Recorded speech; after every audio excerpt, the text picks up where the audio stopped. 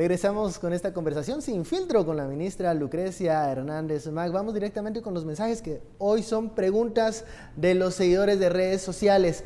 Nos pregunta el usuario, ¿acabará con los contratos abusivos de empresas que siempre ganan las licitaciones? Tiene respaldo, aprovéchelo, dice el usuario. Vamos con el siguiente mensaje. Ministra sin filtro, ¿va a ceder a los chantajes de los sindicatos? Porque no hay medicinas, no tiene que haber. Me imagino pago para ellos. Un último mensaje, Héctor nos dice, ministra sin filtro, que diga públicamente si es moral y ético criticar a Jimmy Morales y luego integrar su gabinete, o cómo se le llama a eso. Estas son las preguntas que envían los usuarios de redes sociales con la etiqueta ministra sin filtro. El turno de Fernando Espina. Ministra, insisten en las redes sociales sobre que hablemos un poco del agua, sobre qué importancia tendría el agua como una política nacional de salud. ¿Cómo podríamos reducir desde ahí la gran demanda de salud en hospitales?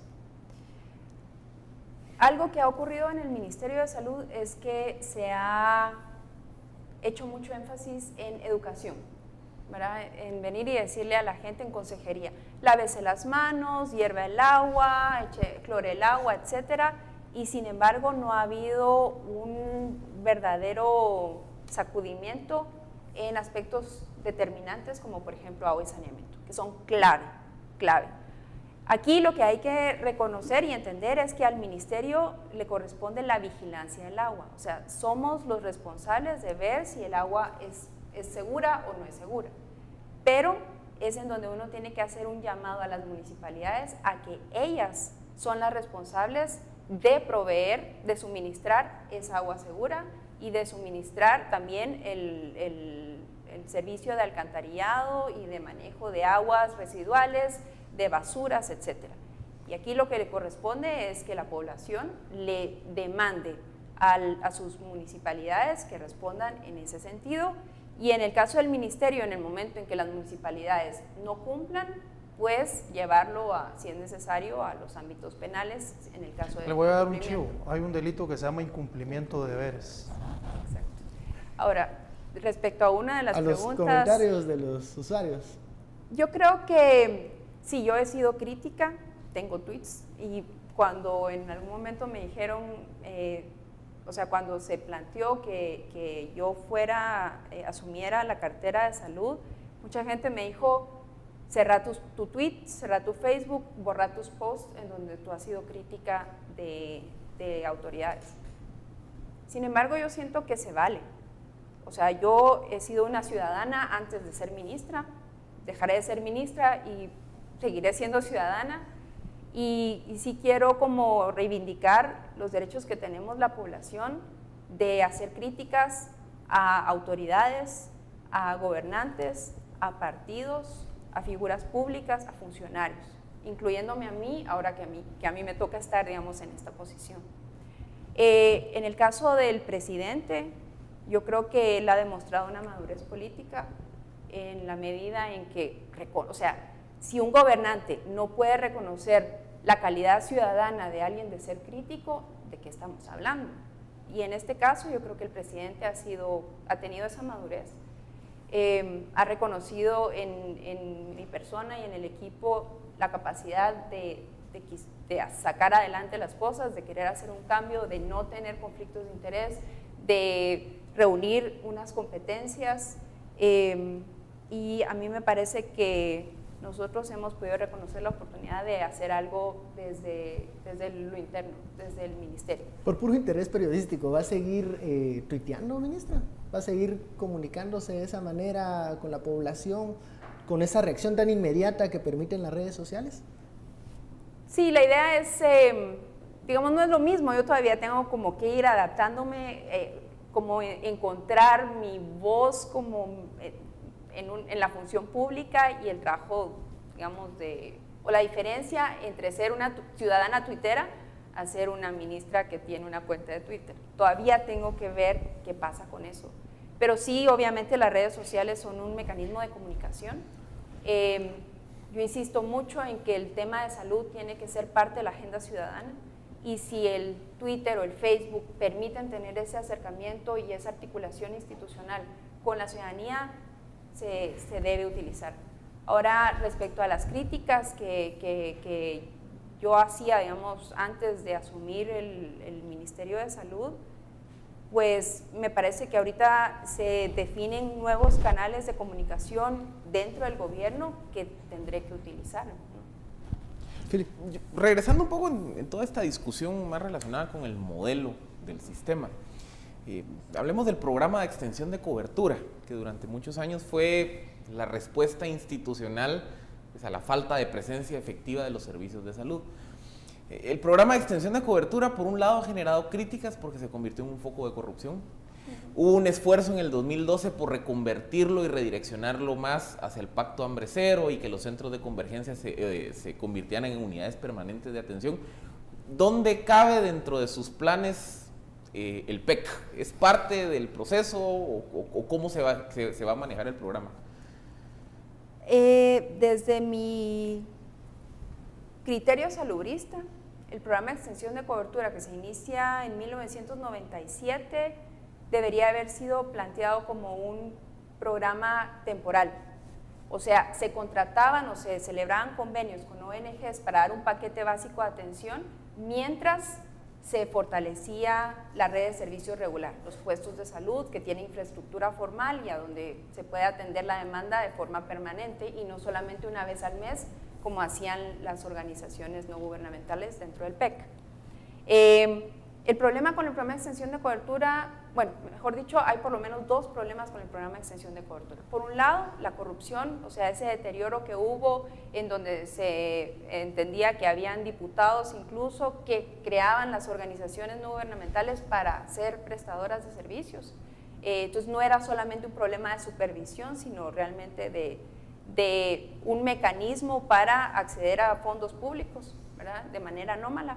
Pero también está el problema en que el programa de extensión de cobertura nunca logró demostrar impacto en la salud de la población. A pesar de que era un paquete de servicios materno-infantil, eso nunca lo logramos ver traducido en reducción de mortalidad materna o reducción de mortalidad infantil. Entonces, tanto por problemas de gestión, de corrupción, como problemas de atención y de impacto en salud, la verdad es que yo no me animaría todavía, o sea, ya no me animaría a revivir un programa de extensión de cobertura. Le apostaría a la infraestructura formal, a un modelo de atención público, permanente, universal, como por ejemplo el modelo incluyente en salud, que ya se está implementando en alrededor de 100 puestos de salud, que ya ha demostrado impacto en la salud, reducción de mortalidad materna, atención a todas las personas en sus diferentes etapas del ciclo de vida, incluso, eso todavía hay que verificarlo, reducción de la desnutrición crónica en los lugares en donde se está implementando. Entonces la idea es precisamente fortalecer los puestos de salud con un modelo de atención como este. Fernando. Ministra, a mí uno de los temas que más me preocupa o más me interesa sobre el Ministerio de Salud es, como en todas las instituciones, y encontramos seres humanos que tienen una voluntad de servir y encontramos otros que lo que quieren es servirse. El Ministerio de Salud ha sido fuertemente cuestionado durante los últimos años, primero por la compra de medicamentos. Se habla de dos proveedores famosos que son los que se turnan la venta del medicamento, el abastecimiento de los medicamentos al Ministerio de Salud. Se habla de una cooptación del Ministerio de Salud a través de estas instituciones o de estas empresas que tienen personas que están con el principal objetivo de beneficiarles. ¿Cómo piensan ustedes trabajar todo este sistema relacionado con las compras del Ministerio de Salud para que no sea ahí una pérdida de recursos que pueden ser utilizados en el programa de atención de las personas?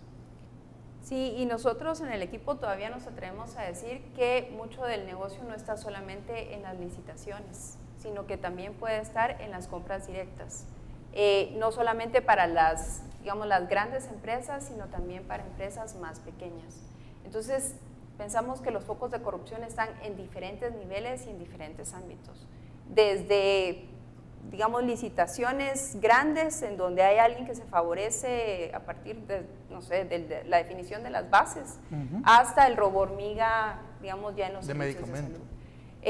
Como uno de nuestros ejes de trabajo es el combate a la corrupción, queremos instalar un grupo, tenemos que ver un grupo de personas que puedan dedicarse a la identificación de esos focos de corrupción, documentarlo y después conducirlo como caso penal en el momento en que sea necesario.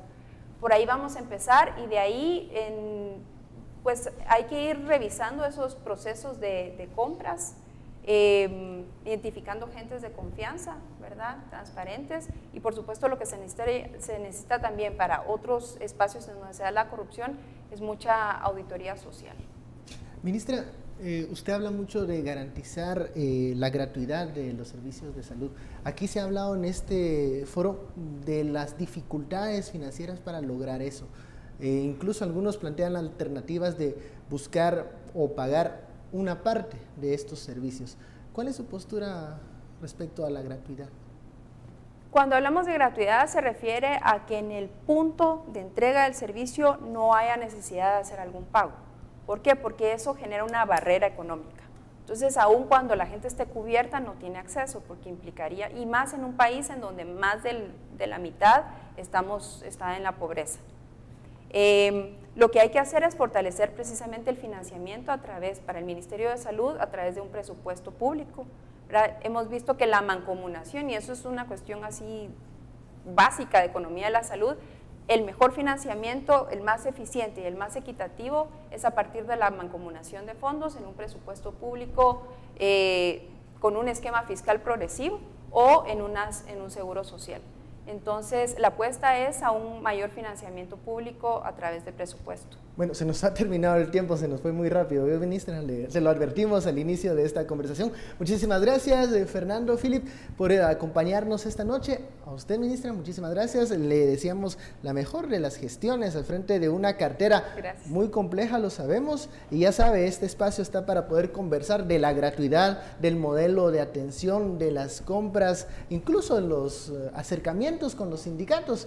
Ya lo sabe, aquí tiene un espacio donde podemos discutir, conversar todos estos temas. Muchas gracias, ministra. Gracias. A ustedes, muchísimas gracias por su sintonía. Esto fue Sin Filtro, el espacio donde usted saca sus propias conclusiones. Feliz noche, nos vemos mañana.